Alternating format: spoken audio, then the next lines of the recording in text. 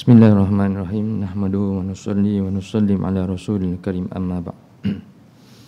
Qala Allah tabaraka wa ta'ala ba'da a'udzu billahi minasyaitonir rajim. Bismillahirrahmanirrahim. Inna anzalnahu fi lailatul qadr wa ma adraka ma lailatul qadr. Lailatul qadri khairum min alfi syahr. Tanazzalul malaikatu war-ruhu fiha bi idzni rabbihim min kulli amr. Salamun hiya hatta matla'il fajr. Qala Nabi sallallahu alaihi wasallam,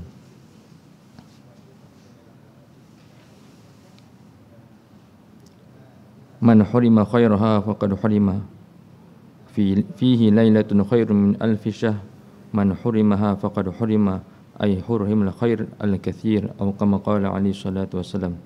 Rabbi shrah li sadri wa yassir li amri wahlul 'uqdatam min lisani yafqahu qawli. Subhanaka la ilma lana illa ma 'allamtana innaka antal alimul hakim. Allahumma halimna ma rusyida umurina wa 'aizna min syururi anfusina min sayyiati a'malina. Yang dimuliakan sidang jemaah muslimin dan muslimat, pertama dan selamanya kita bersyukur kepada Allah Subhanahu wa taala. Pada ketika ini alhamdulillah, pada malam yang ke-27, tuan-tuan Allah Subhanahu wa taala, Allah pilih saya dan tuan-tuan untuk menjadi hamba Allah Subhanahu wa taala yang man qama ramadhana imanan wa ihtisaban ghufira lahu ma taqaddama min dhanbi. Dan dikatakan hamba yang menghidupkan, yang mendirikan pada malam bulan Ramadan, apabila kita bermula dengan pada malam ini dengan kita bertarawih. Khususnya bulan Ramadan ialah kerana tarawihnya. Apabila kita tidak miss ataupun kita bersama jemaah, bersama imam mendirikan solat tarawih, maka kita di kalangan man qama Ramadan. Kita di kalangan orang yang berqiyamul lail, bermula daripada tadi. Tak berlalu 4 rakaat, mungkin kita ada lagi 8 rakaat, mungkin sampai ke 20 rakaat, witirnya lagi pula tuan-tuan mulia.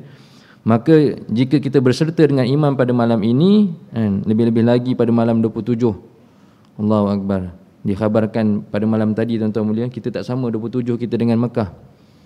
Di Masjidil Haram 27 malam Ramadan, kehadiran ialah 2 juta manusia. Dataran Kaabah tuan-tuan mulia dah tak ada SOP lah. Dah tak ada lah, dah lama dah tak ada. Semata-mata untuk mencari malam Lailatul Qadar. Kenapa kita masih lagi cerita malam Lailatul Qadar? Jika ditakdirkan oleh Allah SWT, kita telah berlalu malam Lailatul Qadar pun kita tidak tahu.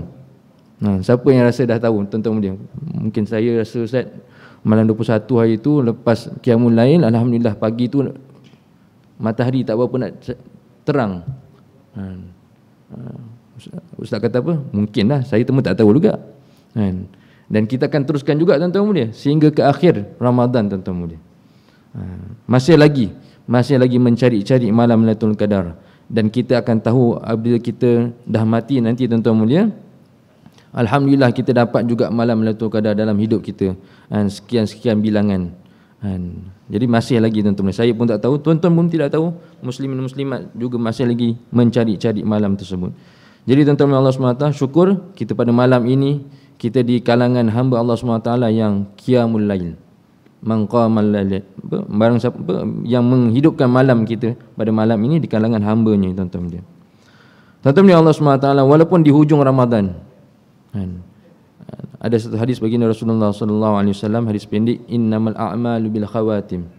Hanya sahaja amal tu di akhir, di hujung amalan tersebut. Ramadan mungkin di hujung, tapi tuan-tuan Allah SWT, Rasulullah sallallahu alaihi wasallam di 10 yang akhir ni, Nabi sallallahu alaihi wasallam ikat kain,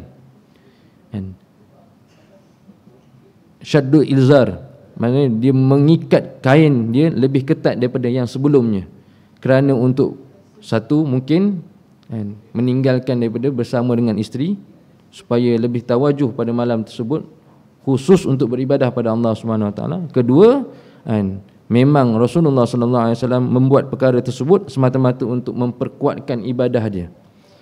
Mungkin bermula daripada Ramadan, awal Ramadan telah kuat, dah bersungguh-sungguh dalam puasa dan qiyamul lailnya, tapi untuk yang malam yang terakhir, khususnya tuan-tuan Allah SWT, baginda Rasulullah sallallahu alaihi wasallam bersungguh-sungguh dalam beribadat. Dan Rasulullah sallallahu alaihi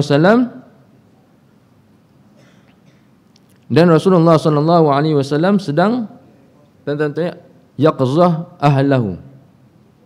Dalam hadis yang Rasulullah sallallahu alaihi wasallam qiyamul lail, Rasulullah mengejutkan ahli dia.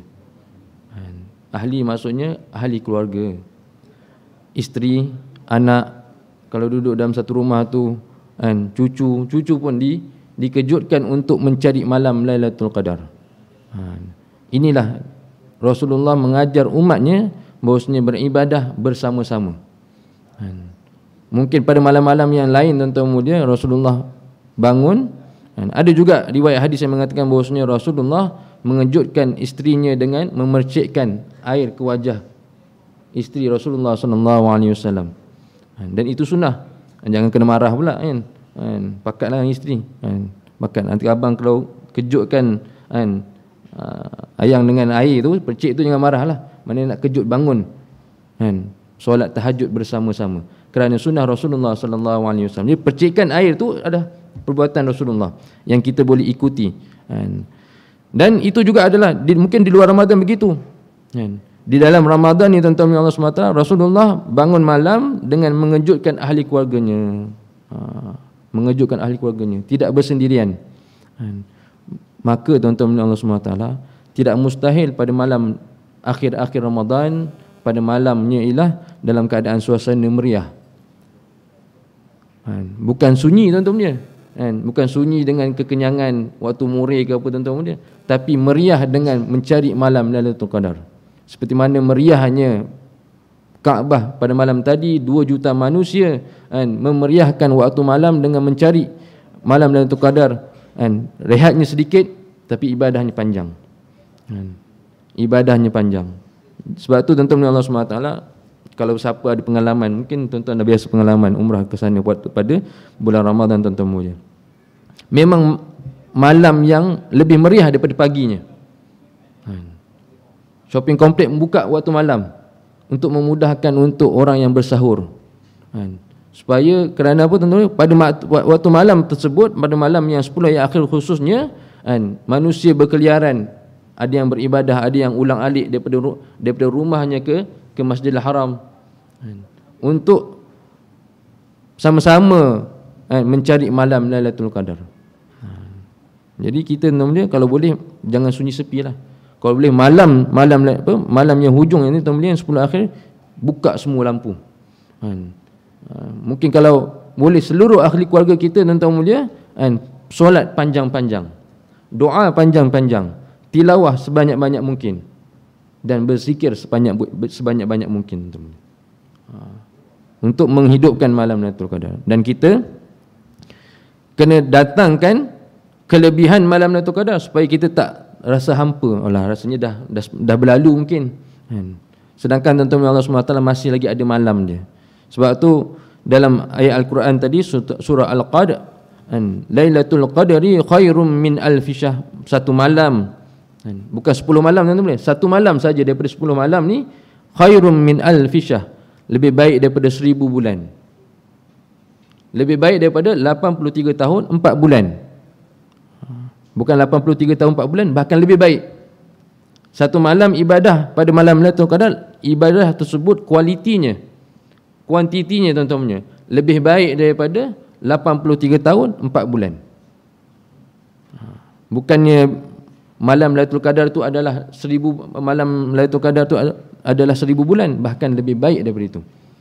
Kerana dalam ayat Al-Quran tersebut khairum, makna khairum ialah lebih baik daripada 1000 bulan. Bukan 1000 bulan, bahkan lebih baik. Kita kena berasa bahawasanya satu bulan, satu malam saja tuan-tuan memadai dengan segala-galanya. Sebab tu pernah satu ketika satu ceramah yang disampaikan oleh Imam besar Mekah Abdul Rahman sudah beritahu bahawasanya bukan saja solat, kalau boleh 10 malam ni tuan-tuan mulia sedekah berterusan walaupun 1 rial. Dia cakap 1 rial lah, sebab kat sana 1 rial. Ataupun bacalah walaupun satu malam tersebut, bacalah satu muka daripada ayatul Quran. berterusan selama 10 malam ataupun 10 hari yang terakhir tadi tuan-tuan mulia, buatlah amalan yang berterusan walaupun sedikit, jika ditakdirkan bertepatan dengan malam Lailatul Qadar, maka ibadah tersebut adalah 83 tahun 4 bulan. Masya Allah. Umur kita pun tak sampai tuan-tuan mulia. Umur wallahu alam lah, mungkin tak sampai ni tuan-tuan mulia. Jadi apa yang kita nak laksanakan, jadi kita kena berterusan walaupun di hujung-hujung. Adakah kita di hujung-hujung ni kita akan meninggalkan, mengurangkan momentum ibadah kita tuan-tuan mulia? Sedangkan orang yang kalau dia memecut, pelari pecut 100 meter, permulaannya baik, lepasannya baik, maka dia lebih langkahnya daripada pelari-pelari yang lain. Tapi dapat 10 meter lagi sampai di hujung, dia pergi rehat kat tepi tu, tak sampai ke hujung dia tuan-tuan mulia. Adakah dia di kalangan pelari yang berjaya? Dia menyempurnakan larian dia? Tidak. Di hujung ni lah Allah nak lihat kita tuan-tuan mulia. Bahkan tuan-tuan mulia, Allah SWT bukan sampai di malam yang akhir, bahkan malam hari raya juga adalah di kalangan, di antara malam-malam yang qabul. Kalau kita berdoa tuan-tuan mulia, doa kita akan diterima oleh Allah SWT. Amalan malam raya juga tuan-tuan mulia adalah malam yang sepatutnya kita kena banyakkan takbir. Kerana takbir malam raya singkat, tak seperti mana hari raya Aidil Adha. Kerana singkatnya tuan-tuan mulia, maka malam tersebut perlu dipenuhi dengan bertakbir. Dan takbir amalan yang pada ketika itu yang lebih afdal ialah takbir daripada amalan-amalan yang lain. Rasa-rasa tak ada kumpulan-kumpulan takbir tuan-tuan mulia, kat rumah tu bolehlah takbir seorang-seorang. Kerana pada ketika itu amalan bertakbir itu lebih afdal daripada ibadah-ibadah yang lain. Masya-Allah. Jadi kita kena teruskan. Jadi tuan-tuan mulia Allah SWT, kita kena, masih lagi ada masa, masih lagi kita di hujung ni tuan-tuan mulia. Moga Allah SWT pilih saya dan tuan-tuan, walaupun di hujung ni kita tidak mengecualikan diri kita daripada berterawih, khususnya malam Ramadan ni ialah terawih, puasa di pagi hari, ibadah yang khusus pada malamnya ialah terawih. Jika kita mengecualikan diri kita tidak berterawih kerana nak cari baju raya, hendak menyempurnakan mungkin makan yang tidak sempurna tadi waktu berbuka, maka kita tinggalkan terawih kita tuan-tuan, maka kita lah di kalangan orang yang rugi. Kerana kita tidak tahu lagi adakah kita bertemu dengan Ramadan yang lain, kerana tidak ada terawih yang di luar Ramadan, hanya di malam Ramadan. Dan untuk terawih yang kali yang akan datang pun belum tentu rezeki kita tuan-tuan. Maka kita kena bersungguh-sungguh, bukan kita saja, bahkan ahli keluarga kita, supaya ada suasana pada malam-malam yang akhir ni adalah malam beribadah. Kurangkan waktu hiburan, bahkan banyakkan ibadah. Kerana Rasulullah sallallahu alaihi wasallam sendiri tuan-tuan mulia, mengasingkan dirinya daripada ahli keluarganya dan beriktikaf. Maksud iktikaf juga ialah untuk mencari malam Lailatul Qadar.